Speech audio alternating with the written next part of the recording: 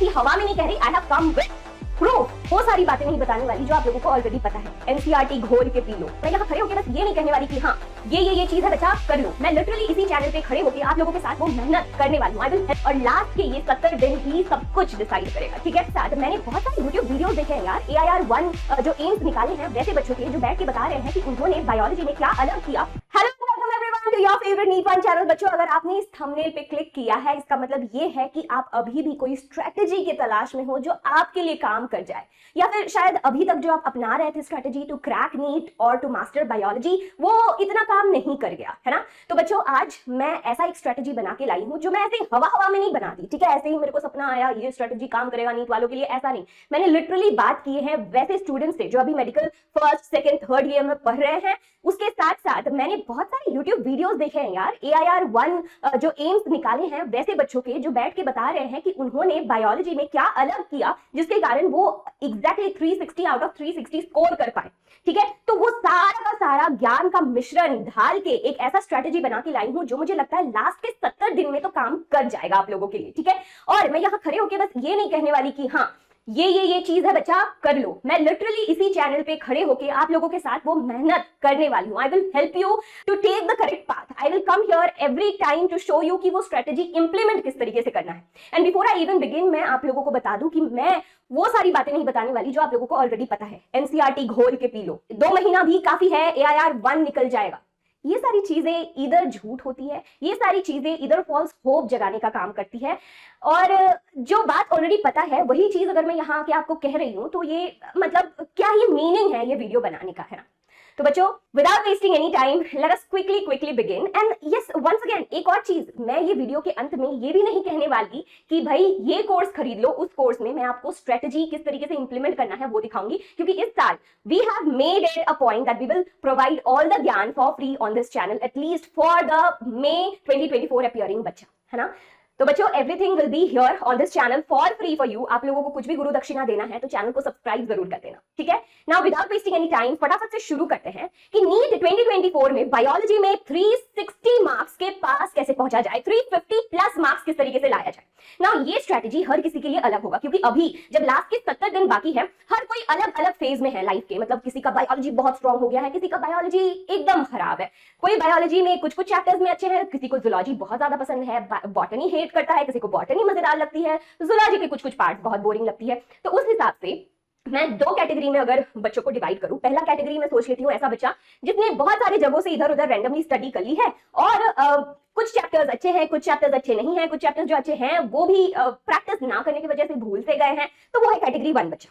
Category 2 बच्चा वो है जिसका बायोलॉजी बहुत स्ट्रांग है ना, उसने अच्छा काम कर लिया है बायोलॉजी पे, उसने सिलेबस तो कंप्लीट कर लिया है, ठीक है। अभी लास्ट के 70 दिन बहुत ज्यादा मायने रखता है नीट के एग्जाम में 360 प्लस अटेन करने के लिए। वो क्यों? क्योंकि रेस में देखा है ना, लास्ट में जो अपना स्पीड बढ़ा देता है, जो कमर कस लेता है, वही जीतता है। तो लास्ट के 70 दिन, irrespective of how your preparation was earlier, last के 70 दिन में you have to put your full heart and soul into this game. It is no less than a marathon. बहुत लंबा मैराथन है। ये मैराथन तो किसी के लिए 2-3 साल से चल रहा है, और किसी के लिए 1 साल, और किसी के लिए कुछ महीनों का खेल है। तो इट इज अ मैराथन, और लास्ट के ये 70 दिन ही सब कुछ डिसाइड करेगा, ठीक है ना। एक चीज जो हर 2 कैटेगरी के स्टूडेंट के लिए मैं बोलना चाहती हूँ वो है ये one shot NCERT question practice. Now wait, आप ये मत बोलो कि मैम ये भी हमें ऑलरेडी पहले से पता था, ठीक है। नाउ ये वन शॉट उन बच्चों के लिए तो नहीं है जिसका ऑलरेडी बायोलॉजी का गेम स्ट्रांग है। ये उन बच्चों के लिए है जिसका बायोलॉजी अभी तक स्ट्रांग नहीं है, जो मैं यहाँ लिख रही हूँ 0 में है बच्चे, 0 वाले बच्चे ना। 0 डजंट मीन कि आपको बायोलॉजी का ABC नहीं पता। मैं 0 इसलिए कह रही हूँ क्योंकि अभी मैं आपको क्वेश्चन पेपर उठा के दे दूं तो आप 50% भी नहीं स्कोर कर पाओगे, इसलिए मैं आपको 0 रैंक पे रख रही हूँ। वैसे बच्चे, आपको क्या काम करना है, you have to watch one shots 1.5, 1.75, 2x, जो भी आपके लिए काम करे वैसे स्पीड में वन शॉट्स देखो। Very very very important. ऐसी बातें जो वन शॉट्स में बोली जाएगी जो आपको लगेगा कि मैं पहली बार सुन रहा हूं, ये तो इस चैप्टर में था, मुझे पता ही नहीं था। ऐसी चीजें आप लिख लोगे एक कागज पे, एक कॉपी पे बना लोगे। आपको अभी कलरफुल सुंदर नोट्स बनाने का टाइम है नहीं, ठीक है। अगर आप ऑफलाइन कोचिंग ज्वाइन कर रखे थे पहले, अगर आप ऑनलाइन भी किसी कोचिंग में पेड कोर्स में ऑलरेडी थे, तो वहां पे वो लोग ऑलरेडी जो टीचर का पढ़ाया हुआ PDF है वो आपको डिलीवर करते हैं, है ना। तो वहां से आप पढ़ लेना, ठीक है। और जो आपको लगे कि हाँ मैं एक पेज में उसे समराइज कर सकता हूँ, बहुत बहुत बेहतरीन काम होगा अगर 1 या 2 पेज में आप उसे समराइज कर लो। पेज में समराइज, जिसे हम लोग शॉर्ट नोट्स भी कहते हैं, है ना। समराइज कर लो, ये बेस्ट तरीका है, ठीक है। ये उन बच्चों के लिए जिसका अभी वन शॉट कंप्लीट नहीं हुआ है, जिसका सिलेबस कंप्लीट नहीं हुआ है, जो बॉटनी का कुछ छोड़ रखा है, फिजिक्स का सॉरी जूलॉजी का कुछ छोड़ रखा है, ठीक है। अभी आ जाते हैं उन बच्चों के लिए जिसका ये गेम तो स्ट्रांग है, उसने कर लिया है पूरा का पूरा सारा सिलेबस कंप्लीट, तो आ जाओ एनसीईआरटी, ठीक है। लास्ट के 70 दिन अगर आप एनसीईआरटी नहीं पढ़े तो मैं कह देती हूं आपको कि आपका पहले का पढ़ा हुआ आप इन 70 दिनों में आराम से भूल सकते हो, आराम से 10 दिन पढ़ना बंद कर दो, आई एम गारंटीइंग यू कि आप भूल जाओगे सब कुछ, ठीक है। अभी मैं जैसे आप लोगों को कह रही थी कि मैं ऐसे नहीं बोलूंगी कि जाओ एनसीईआरटी घोल के पी लो, जाओ एनसीईआरटी पूरा एकदम रट्टा मार लो पेज 1 से लास्ट के एंड के पेज तक, नहीं, पॉसिबल नहीं है। तो तरीका होना चाहिए, स्ट्रेटेजी होना चाहिए एनसीईआरटी को डील करने का, और ये एनसीईआरटी को डील करने का भी ना हर एक फेज में अलग अलग तरीका होता है। मान लो कि 1 साल है तो आप एनसीईआरटी को किस तरीके से अप्रोच करोगे, अभी 70 दिन है तो आप एनसीईआरटी को किस तरीके से अप्रोच करोगे वो बताती हूं मैं। सबसे पहले एनसीईआरटी में आपका बॉटनी है, जूलॉजी है, राइट। ये ही बुक हर कोई पढ़ता है, कोई टॉपर भी यही पढ़ता है और जो क्रैक नहीं कर पाता है वो भी यही पढ़ता है। तो मैं एक एग्जांपल से आपको समझाती हूँ। घर में आपका कजिन का शादी है, ठीक है। आपकी मम्मी ने कुछ पैसे दे दिए आपको और बताया कि पूरे घर के लोगों के लिए तुझे शॉपिंग करना है, ऑनलाइन शॉपिंग करना है, पापा के लिए, भाई के लिए, बहन के लिए, मम्मी के लिए और तेरे खुद के लिए भी। तू मिंत्रा से ऑर्डर कर दे सबके लिए ऑनलाइन कपड़े, ठीक है। तो आपने पढ़ाई के बाद जब आप सोने गए तो आपने कुछ स्क्रॉल किया, अच्छा पापा के लिए ये अच्छा लग रहा है, बहन के लिए ये अच्छा लग रहा है, आपने स्क्रॉल कर दिया, ठीक है। और सोचा अभी ऑर्डर नहीं करता, मैं क्या करता हूँ कि मैं ना कुछ दिन बाद ऑर्डर करूंगा, अभी 1 महीना है शादी के लिए, ठीक है। तो ये करते वक्त आपने क्या किया, आपने कुछ चीजें पसंद तो कर ली थी but you didn't put it in the wish list. What you did, you didn't put it in the wish list. तो क्या होगा, अभी अगली बार जब मान लो 4-5 दिन बाद आप बैठोगी कि नहीं चलो ऑर्डर कर ही देते हैं, तो आप जब स्क्रॉल करोगे आपको दोबारा से सेम काम फिर से करना पड़ेगा, स्टार्टिंग से। आप पापा के कपड़े देखोगे, स्टार्टिंग से जो भी मिंत्रा दिखाएगा आप वो कपड़े देखने लगोगे, है ना, क्योंकि पहली बार आपने मेहनत अच्छे से नहीं की। तो इट्स वेरी इंपॉर्टेंट कि आप एनसीईआरटी को पहली बार जब पढ़ रहे हो आप 2 बार एक साथ रीडिंग करना। अब पहली बार जब रीडिंग कर रहे हो कोई अंडरलाइन मत करना, बट सेकंड टाइम साथ ही साथ जब आप रीडिंग कर रहे हो इट्स वेरी इंपॉर्टेंट कि आपको जो लगे कि ये लाइन से क्वेश्चन बन सकता है उसे अंडरलाइन जरूर से करना, ठीक है। ऐसी लाइन जो आपको समझ नहीं आ रहा है उसे अंडरलाइन जरूर से करना, वेरी वेरी इंपॉर्टेंट। और उसको इस तरीके से पढ़ना कि क्वेश्चन इधर से ऐसे फ्रेम हो सकता है, वेरी इंपॉर्टेंट। तो अभी आप बताओगे मैम इसका कहां टाइम है, अभी 70 दिन है, इतना करने का टाइम अभी थोड़ी है। बच्चा इट्स वेरी इंपॉर्टेंट, मेहनत का कोई शॉर्टकट नहीं होता, मेहनत करने के टाइम पे कोई हेल्प जरूर कर सकता है पर मेहनत का शॉर्टकट नहीं हो सकता कुछ, ठीक है। तो आप क्या करना, आप जब एनसीईआरटी पढ़ रहे हो आपके 1 शॉट के बाद एनसीईआरटी पढ़ते वक्त अंडरलाइन जो समझ नहीं आ रहा है उसे करोगे, प्लस उसके बाद एनसीईआरटी रीड करोगे, वहां तब कोई अंडरलाइन नहीं करोगे फर्स्ट रीडिंग में। उसके बाद उसी चैप्टर का क्वेश्चन प्रैक्टिस में आ जाओगे। क्वेश्चन प्रैक्टिस आप कहां से करोगे, ऑनलाइन बहुत सारे अच्छे रिसोर्सेज हैं, प्लस एमटीजी के बुक्स आते हैं, कहीं से भी आप पीवाईक्यूज करना, प्लस और भी एमसीक्यूज आप करना, ठीक है, उसी पर्टिकुलर चैप्टर के। मैं कोई नाम नहीं ले रही यहाँ पे, बट आई नो आप लोगों को पता है बहुत सारे अच्छे रिसोर्सेज है। अगर आप ऑफलाइन कोचिंग में हो तो कोचिंग के मॉड्यूल्स में बहुत सारे क्वेश्चंस होते हैं, आप वहां से क्वेश्चन जरूर लगाना। अभी आ जाता है मेन इंपॉर्टेंट बात, ये करने के बाद आपको समझ में आएगा कि मुझे बहुत सारी चीजें तो समझ ही नहीं आई, मुझे बहुत सारी चीजें तो याद ही नहीं रही। What you will do, go back to NCERT. NCERT दोबारा से पढ़ोगे और वहां पे जो एक्टिव स्पेस है या एम्प्टी स्पेस है, खाली जो जगह है राइट साइड में या लेफ्ट साइड में, उसमें आप लिखोगे, क्या लिखोगे, उसमें आप एक पैराग्राफ पढ़ोगे, एक पर्टिकुलर टॉपिक पढ़ोगे, उसका अपने भाषा में एकदम शॉर्ट करके उसमें साइड में लिख दोगे, ठीक है, कि ये पूरे लंबे से पैराग्राफ से ये चीज मुझे समझ आई है और ये चीज मुझे याद रखना है, यहीं से क्वेश्चन बन सकता है। तो छोटू सा you can make a flow chart. अगर लंबा सा प्रोसेस समझा रखा है तो आप फ्लो चार्ट बनाओ, फ्लो चार्ट। अगर टीचर ने वो चैप्टर या वो टॉपिक पढ़ाते वक्त आपको कोई निमोनिक्स बोला था तो आप वहां पे निमोनिक भी लिख देना, वो ट्रिक भी लिख देना, ठीक है, कुछ ट्रिक अगर बताया है तो वो ट्रिक भी लिख देना। तो जो ऐसी चीजें हैं देख के ही आपको वो टॉपिक के बारे में पूरा का पूरा याद आ जाए, वो सारी चीजें साइड में आप जरूर से लिखना। और जब बच्चे कहते हैं ना मल्टीपल रीडिंग किया मैंने एनसीईआरटी का, वो पूरा लाइन बाय लाइन एक एक वर्ड नहीं पढ़ते मैक्सिमम बच्चे। वो क्या पढ़ते हैं, जो उन लोगों ने साइड में लिख रखा था, जो वेरी इजी है समझने के लिए, पूरा का पूरा वो पैराग्राफ वो दोबारा से पढ़ते हैं, ठीक है, वेरी इंपॉर्टेंट। उसके साथ साथ मैंने कहा आप लोगों को कि मैंने बहुत सारे AIR1 के वीडियोस देखे हैं, तो उन लोगों ने ये कहा है कि भाई अगर आप नीट के लिए अपियर कर रहे हो तो PYQ से ज्यादा इंपॉर्टेंट है PYT। अभी ये क्या है मैम, ये है प्रीवियस ईयर टॉपिक, और मैं ऐसी हवा में नहीं कह रही, आई हैव कम विद प्रूफ। ये उसी बच्चे ने अपलोड किया था ऑनलाइन, उसका स्निप मैं लेके आई हूं कि उसने ये पूरे के पूरे चैप्टर में, शायद आप लोगों को इतना क्लियरली नहीं दिख रहा होगा बट मैं आपको बता देती हूं कि उसने एक्सप्रेस सीक्वेंस टैग्स ये पूरे के पूरे चैप्टर से ये टॉपिक से बस PYQ पहले पूछ रखा हुआ है, पहले का PYQ इधर से है, ठीक है। तो अभी उसने PYQ करने के बाद यहाँ एनसीईआरटी में आके मार्क किया कि ये है PYQ, ओके। और जब वो दोबारा एनसीईआरटी पढ़ेगी तो इस पे वो जरूर से बहुत ज्यादा ध्यान देगी ये पर्टिकुलर टॉपिक पे, क्योंकि पहले एनटीए ने नजर इस टॉपिक पे मार रखा है, क्या पता दोबारा मार दे, दोबारा क्वेश्चन उठा दे, है ना। तो फिर उसने देखा 2023 में कोई एक पेपर में तो 104 number question same to same वही उठ के आ गया। ये बस एक एग्जांपल है बच्चों, उसने बहुत सारे ऐसे एग्जांपल्स कोट किए थे जहां पे पूरे के पूरे चैप्टर में, मैं और एक लेके आई हूं, ये पूरा का पूरा एनसीईआरटी का पेज है पूरा का पूरा, उसमें उसने सिर्फ ये वाला पार्ट में लिख रखा था पीवाईक्यू, और उसी साल उधर से ही same question, exactly ditto question नहीं उठाते एनटीए, पर सेम टॉपिक से जरूर क्वेश्चन उठाते हैं। तो it's very very very important कि पीवाईक्यू नहीं पीवाईटी पे हम लोग ध्यान दें, previous year topic, very very very very important.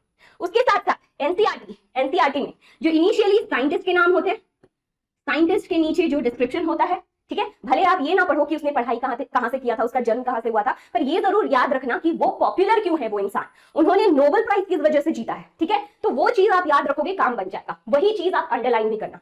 Next, diagrams in NCERT biology is very important. Diagrams के नीचे कुछ कुछ कभी कभार ऐसी चीजें लिखी रहती है, I have bought snip of it, ये जो आपका बायोटेक वाले चैप्टर है, यहाँ जो आरओपी का डिस्क्रिप्शन है वो सिर्फ इसी डायग्राम के नीचे है, टेक्स्ट में कहीं नहीं है।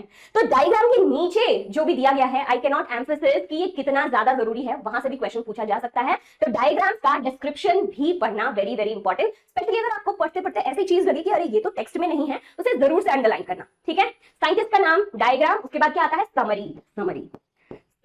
समरी क्या होता है, पूरे के पूरे चैप्टर का समरी होता है। तो हम लोगों ने तो चैप्टर अच्छे से पढ़ ली, तो समरी पढ़ने की क्या जरूरत है, समरी आप एक बार जरूर से पढ़ना, और ऐसी चीज अगर आपको वहां पे दिखे जो सिर्फ समरी में है, टेक्स्ट में नहीं है, सिर्फ उसे अंडरलाइन या हाईलाइट जरूर कर देना, ताकि आप दोबारा से जब एनसीईआरटी पढ़ो, आपका सेकंड या थर्ड रीडिंग हो, तब समरी से सिर्फ आप वही लाइन पढ़ो, कुछ और नहीं, बस वही लाइन पढ़ो, ठीक है। तो हमने क्या सीखा, एनसीईआरटी का एक्टिव स्पेस बहुत अच्छे से यूज करना, साइंटिस्ट का नाम वगैरह और उसके काम वगैरह को जरूर से ध्यान रखना, डायग्राम को बहुत अच्छे से देखना, कभी कभार डायग्राम को समझना जरूरी होता है, ठीक है, डायग्राम से क्वेश्चन उठा देते हैं, और समरी में वैसे लाइंस अंडरलाइन करना जो टेक्स्ट में नहीं है, ठीक है। इसके साथ साथ मुझे और एक चीज जो बहुत बढ़िया लगती है वो है कि एनसीईआरटी जो है वो ऊपर से नीचे तक बस कंटिन्यूअस है ना, ये टॉपिक यहाँ खत्म हो जा रहा है, नया टॉपिक शुरू हो रहा है, कुछ ऐसे डिस्टिंक्शन नहीं रहता, बस स्टार्ट होता है चैप्टर, बस खत्म होने पे वो रुकता है, फ्लो, है ना। तो मुझे ये चीज बहुत सही लगता है कि मैंने एक रेड स्केच पेन लिया है, और जैसे ही एक टॉपिक मेरा खत्म होता है ना, एक टॉपिक खत्म होता है, मैं एक स्केल से, स्केच पेन से ऐसे एक लाइन बना देती हूँ, फिर एक टॉपिक स्टार्ट होता है, फिर मैं एक लाइन बना दी थी वैसे। तो ये साइकोलॉजिकली ना मुझे बड़ा हेल्प करता है कि भाई चलो मैंने एक टॉपिक खत्म कर दिया, दूसरा टॉपिक खत्म कर दिया, तीसरा टॉपिक खत्म कर दिया, अदरवाइज समझ ही नहीं आता मैंने कितने टॉपिक्स पढ़ रखे हैं अभी तक, मतलब पढ़ लिए हैं अभी पढ़ते पढ़ते, है ना। तो ये साइकोलॉजिकली बड़ा हेल्प करता है। Underline after every topic, underline after every topic, ठीक है, अंडरलाइन आफ्टर एवरी टॉपिक।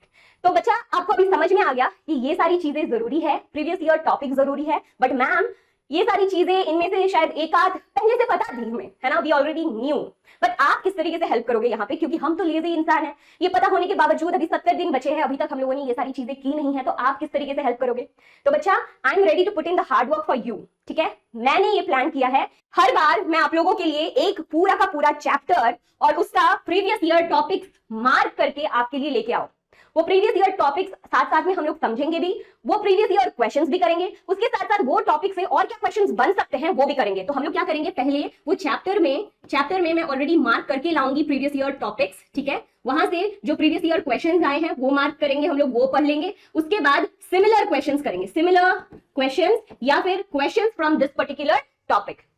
फिर से बताओ क्या बताया मैंने, सबसे पहले चैप्टर का पीवाईटी मैं ऑलरेडी मार्क करके लाऊंगी, उसके बाद उसे समझेंगे हम लोग अच्छे से उस पर्टिकुलर टॉपिक को, उस टॉपिक से पीवाईक्यूज करेंगे, पीवाईक्यूज के बाद सिमिलर क्वेश्चंस करेंगे उसी पर्टिकुलर टॉपिक से। तो बताओ हमारे नीट के क्वेश्चंस बनेंगे कि नहीं बनेंगे, एटलीस्ट 99% आपके नीट के क्वेश्चंस बन जाएंगे if you do this right now. No matter you are zero या फिर आपका हो चुका है, आप हीरो हो, तब भी ये टेक्निक लास्ट के 70 दिनों में is going to help you like crazy. तो आपको क्या करना है, एटलीस्ट वो चैप्टर का रीडिंग मार के आना है क्लास से पहले। See, I am ready to put in the effort. मैं चैप्टर लूंगी, पीवाईक्यूज देखूंगी, वहां मार्क करूंगी, पीवाईक्यूज का एक अलग से डेक बनाऊंगी आप लोगों के लिए, उसके साथ साथ सिमिलर क्वेश्चंस बनाऊंगी। तो I am ready to put in the hard work for you, ठीक है। एटलीस्ट मैं ये आप लोगों की जो हाईएस्ट स्कोरिंग चैप्टर्स है, फॉर एग्जांपल बायोटेक, जेनेटिक्स और सेल वाला यूनिट, ये 3 यूनिट मैं आपको कराऊंगी ही कराऊंगी। And depending upon the response that I get from kids, depending upon कि आप लोग उससे फायदा मिल रहा है आप लोगों को या नहीं, मैं ये सीरीज कंटिन्यू करूंगी प्रीवियस ईयर टॉपिक्स या ट्रेंडिंग टॉपिक्स का, otherwise I stop it at this cell biotech genetics. आप कमेंट में जरूर लिख के जाना if you are excited about it, if you need this help from me. अगर मुझे इनफ रिस्पॉन्स मिला I will start this series from next week onwards, ठीक है बच्चा। उसके साथ साथ मैं बार बार फोकस कर रही हूँ कि क्वेश्चन प्रैक्टिस, इसका कोई ऑल्टरनेट है ही नहीं। Question practice is the key to crack any competitive exam. कोई नॉर्मल बोर्ड का तो एग्जाम है नहीं, ये कंपटीशन है। क्वेश्चन प्रैक्टिस में आपको नॉट जस्ट फास्ट होना पड़ेगा बट एक्यूरेट भी होना पड़ेगा, है ना।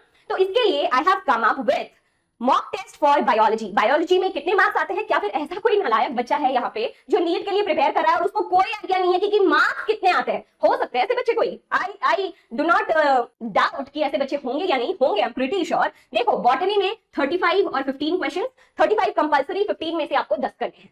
फिर जूलॉजी में 35 कंपल्सरी, 15 में से आपको 10 करने हैं। तो how many question total? You will be given 100 question, उसमें से 90 क्वेश्चन आपको करने हैं।